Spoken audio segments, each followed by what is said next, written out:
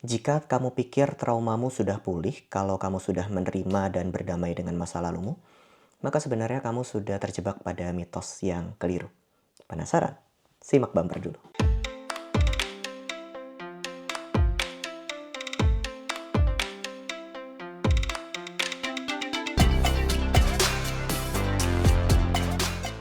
Halo semuanya, perkenalkan nama saya Jimmy Ardian. Saya seorang psikiater dan juga traumaterapis dari Wellspring Center Indonesia. Di channel ini saya banyak bicara soal kesehatan mental dan trauma, dan juga saya banyak membahas soal modalitas yang saya kembangkan untuk memproses trauma secara cepat dan efektif, yaitu trauma processing therapy di membership. Jadi buat teman-teman yang baru bergabung, thank you. Yuk kita bahas kenapa kita ketika menerima dan berdamai sama masa lalu, justru itu mitos yang banyak menjebak. Oke, teman-teman, kalau kita ngomong soal menerima, berdamai, memaafkan, move on. Sebenarnya, kalau mau jujur ya, definisi antara satu kepala dengan yang lain itu bisa beda-beda. Menerima yang kamu maksud dengan menerima yang saya maksud, itu bisa beda banget. Dan menerima yang saya rasakan bisa berbeda dengan menerima yang kamu rasakan. Berdamai yang saya rasakan bisa berbeda dengan berdamai yang kamu rasakan. Sehingga sekalipun katanya sama, kita bisa merasakan dua pengalaman yang sangat berbeda. Dan teman-teman yang sering mendengar kata itu juga mungkin bingung, batasannya tuh apa? Teknisnya tuh gimana? Kan banyak tuh pertanyaan di kolom komentar-komentar di akun-akun psikolog dan psikiater. Gimana caranya berdamai, gimana caranya menerima, gimana caranya memaafkan. Menurut saya pertanyaan itu keliru, karena harusnya yang pertama kali ditanyakan adalah apa definisi menerima? Apa definisi memaafkan? Apa definisi berdamai? Karena kalau definisinya aja nggak jelas, maka teknisnya jadi nggak jelas. Maka outcome-nya jadi nggak jelas. Tangkap logikanya. Itu pertama. Kedua, kalaupun definisinya jelas, sebenarnya menerima, berdamai, memaafkan yang banyak dibahas orang itu seringkali berhenti pada tataran kognitif. Misal begini, aku menerima kejadian itu sudah terjadi padaku. Ya bagus, kamu paham kejadian itu terjadi padamu ada di masa lalu. Bagus. Tapi kalau kamu paham, kamu ngerti itu, tapi badanmu bereaksi, emosimu keluar, matamu menangis, nafasmu cepat, tanganmu berkeringat, jantungmu berdebar, kamu tetap panik, ya what's the point? Maksudnya bagus nerima, tapi buat apa? Kan masih sakit. Saya nggak bilang menerimanya nggak bermanfaat, tapi masa itu dibilang udah selesai? Ya belum dong, nggak bisa dong. Berdamai, menerima, memaafkan, sabar, ikhlas, move on tanpa proses neurobiologis yang tepat, tanpa menargetkan gejala-gejala supaya hilang. Menurut saya kok kayak semacam orang lagi sakit gigi lalu berusaha menerima sakit giginya lalu berharap ketika dia menerima sakit giginya hilang. Kan enggak dong. Anda migren. Anda terima Anda migren. Emang migrennya hilang? Enggak. Anda mimisan. Anda berdamai dengan mimisan itu. Emang mimisannya berhenti?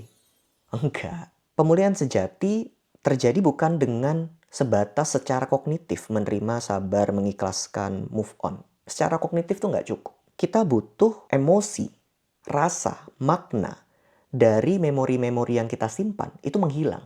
Bukan mereda. Mereda bagus. Tapi targetnya bukan mereda. Targetnya menghilang. Ketika sebuah kejadian masa lalu yang pahit dan menyakitkan itu tidak lagi bermakna untukmu, dan emosinya tidak lagi ada untukmu, maka itu semacam memori sarapanmu 2 hari lalu. Kamu tahu kamu mengalami itu, tapi then what? Nggak penting-penting banget. Apa maksud saya? Sehingga targetnya harusnya bukan menerima, memaafkan, sabar, berdamai. Bukan. Targetnya nggak sakit. Kalau nggak sakit, ya udah. Kalau nggak sakit, berdamai, menerima, memaafkan, sabar, move on itu gampang dilakukan. So, dalam perspektif saya, lebih gampang, sakitnya hilang dulu. Pertanyaannya bagaimana kemudian itu dilakukan? Nah, kita mau kenalan, masuk section 2, rekonsolidasi memori. Teman-teman, bayangin memori kita tuh bukan rekaman CCTV yang ngerekam utuh gitu. Karena kenyataannya, secara saintifik, memori kita bukan rekaman CCTV. Bayangin dulu begini, bayangin memori kita itu kayak file dokumen di komputer. Misalnya Google Docs atau Microsoft Word. Saya mau ngomong Microsoft Docs, salah. Saat kita memanggil memori traumatis, sebenarnya kita lagi ngebuka file dokumen tadi. Dan ketika kita ngebuka file dokumen tadi, sebenarnya filenya kan jadi bisa diedit, betul? Dan sebenarnya, tanpa sengaja, kita selalu mengedit memori yang kita punya. Setiap kali kita ingat, itu kita lagi ngedit. Jadi, memori yang kita ingat ke 100 kali, bentuknya pasti udah berbeda ketimbang memori awal. Pasti. Sekalipun menurutmu sama, tapi sebenarnya udah beda. Kenapa menurut kita sama?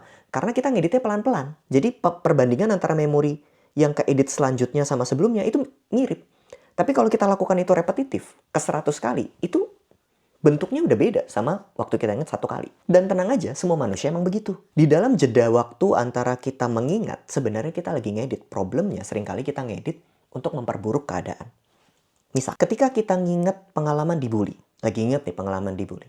Seringkali tanpa sengaja justru kita ngedit pakai kalimat-kalimat yang, atau makna-makna yang memperburuk keadaan. Ingat nih lagi dibully. Kan sambil ngebayangin dong. Terus tanpa sengaja otak kita nambahin. Kok bisa ya mereka kayak gitu ya? Kok jahat banget ya? Kok nggak adil ya? Nah, barusan kita lagi nambahin tuh. Dunia jahat, dunia nggak adil. Masih ditambah. Kok aku nggak ngelawan ya? Bodoh banget aku waktu itu. Nah, barusan kita lagi nambahin tuh. Aku bodoh, aku nggak ngelawan. Aku ditinggalin ya. Aku nggak berharga banget kok bisa ditinggalin pakai cara kayak gitu. Nah, itu kita yang lagi ngedit itu. Tapi kita nggak sengaja. Sehingga ketika kita nginget selanjutnya, pas kita lagi nginget, itu editan kita ke bawah. Aku nggak berdaya, aku nggak berharga, dunia nggak adil, dunia jahat, gitu ke bawah tuh. Terus biasanya kita tambahin lagi. So sebenarnya tanpa sengaja nih, kita terus memperburuk memori tadi, hingga memori tadi makin mencengkeram. Tapi kita nggak sengaja, dan kita tidak tahu kita sedang melakukan itu. Video ini bukan ditujukan untuk teman-teman menyalahkan diri sendiri kenapa mengedit jadi lebih buruk, bukan. Tapi buat menunjukkan kalau sebenarnya kita bisa ngedit. Dan teman-teman, kalau nggak percaya kita bisa ngedit,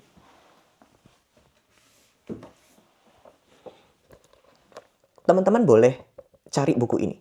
How to Change a Memory, Steve Ramirez. Steve Ramirez ini peneliti memori. Di bukunya, dia menuliskan tentang tikus yang memorinya diedit. Tikus, bos. Kalau tikus saja memorinya bisa diedit, masa manusia nggak bisa? Dan bukan cuma bisa, memang memori bukan rekaman CCTV. Di mamalia memang begitu bentuknya. Artinya, sebenarnya kita bisa ngedit memori, nggak perlu sekhawatir itu. Memori traumatik nggak harus dibawa seumur hidup, kalau kita tahu caranya. Section 3. Lantas gimana ngeditnya? Kan kita tanpa sengaja ngedit dengan membuat keadaan lebih buruk. Artinya, kita perlu sengaja mengedit dengan cara yang lebih baik. Betul? Ketika seorang mengedit, sayangnya itu banyak faktor yang mempengaruhi. Yang kalau dibahas video, kayaknya untuk membahas faktor itu kadang saya butuh seharian ngajarin psikolog psikiater buat ngedit memori itu, saya butuh seharian. Kan nggak mungkin dong saya buat video YouTube seharian, siapa yang nonton?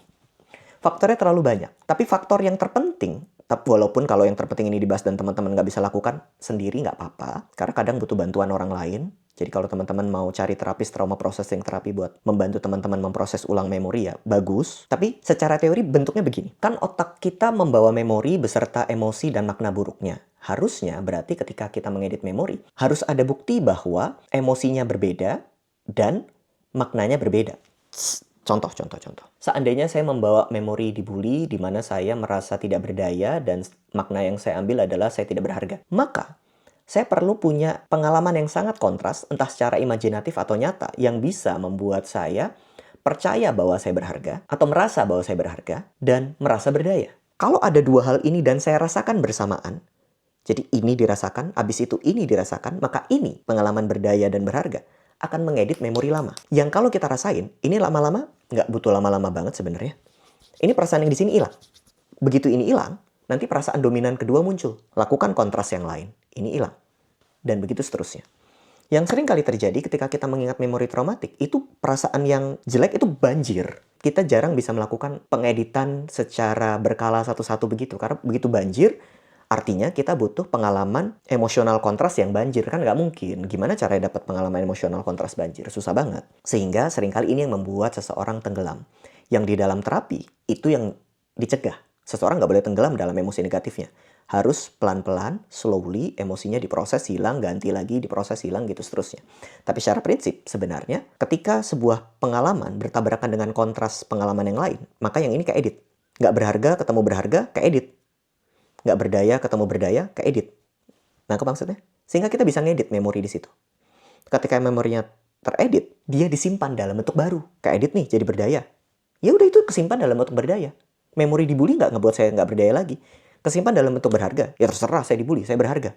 Nangkep maksudnya ya? Itu namanya juxtaposition of contradictory experience. Kita menggabungkan dua pengalaman yang sangat berbeda, kontradiktif, yang pengalaman berbeda ini akan saling mengedit. Ketika saling mengedit dan emosi lama, makna lama itu nggak ada, maka di sana baru lebih mudah untuk seseorang menerima, memaafkan, sabar, move on. Masuk akal kan? Tapi buat teman-teman yang baru kenalan sama konsep ini, mungkin akan bingung dan merasa pusing, gak apa-apa. Teman-teman bisa belajar lebih banyak tentang konsep ini dan juga metafor yang saya gunakan di buku Pulih dari Trauma supaya lebih nangkep, karena ini kan video pendek ya. Sehingga kita bisa belajar bahwa sebenarnya trauma tuh nggak harus dibawa seumur hidup. Kita bisa pulih dengan sebaik-baiknya. Karena secara hakikat kita tetap orang yang sama, utuh dan berharga. Trauma nggak mengubah kita. Trauma adalah kejadian yang ada di masa lalu, yang tersimpan dalam memori, yang tidak mengubah kita seapa adanya. Kita tetap utuh dan berharga. So, mungkin itu dulu video hari ini. Buat teman-teman yang mau belajar lebih lanjut, boleh gabung di membership atau baca buku Pulih dari Trauma, sehingga bisa lebih banyak mengerti bahwa secara neurobiologis kita bisa pulih bukan cuma secara konseptual. Kita bisa merasa ini sudah usai, bukan cuma tahu ini sudah usai, gitu. Buat teman-teman yang ngerasa video ini bermanfaat, jangan lupa share, like, komen, subscribe. Buat yang mau belajar lebih jauh tentang trauma processing terapi, boleh cek bukunya di description atau join membership. Karena di situ akan ada banyak video-video pembelajaran yang bermanfaat gitu dari saya. Thank you teman-teman. Bye-bye.